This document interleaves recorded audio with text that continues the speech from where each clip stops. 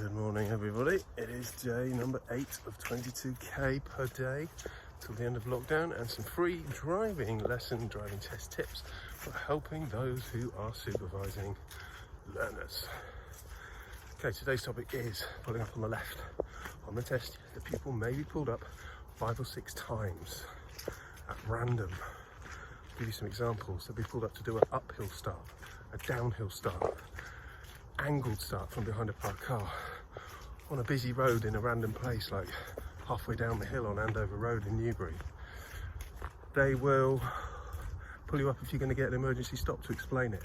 If you're going to get a parallel park, they'll pull you up to explain it. You will then be asked to move off again. That's a different topic. Just talking about pulling up on the left today.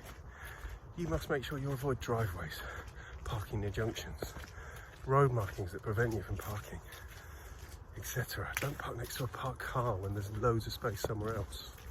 Make sure it's safe behind you.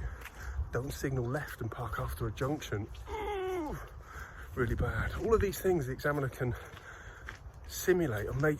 They just need to time that question. Can you pull up on the left somewhere safe, please?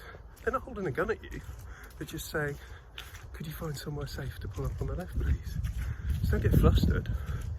Just stay calm, check your mirrors, put a signal on if it's safe to do so and you're not going to confuse anyone, and gently pull up. Don't hit the curb. You don't need to be ridiculously close to the curb, you know, reasonably accurate, depending on the width of the road. You might even be able to be up to, 10 inches from the curb if it was a really wide road, because you're not causing obstruction. But if it's a smaller road, you need to get tight to the curb.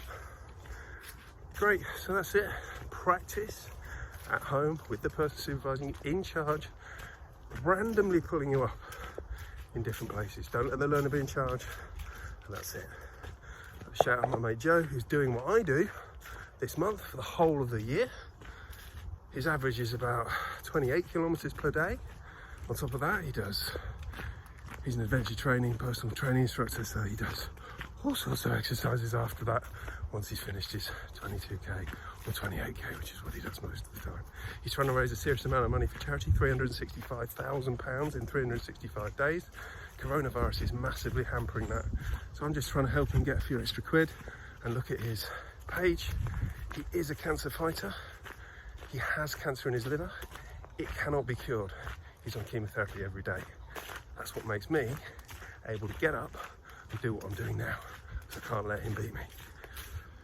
Have a good day. See you tomorrow. Bye for now.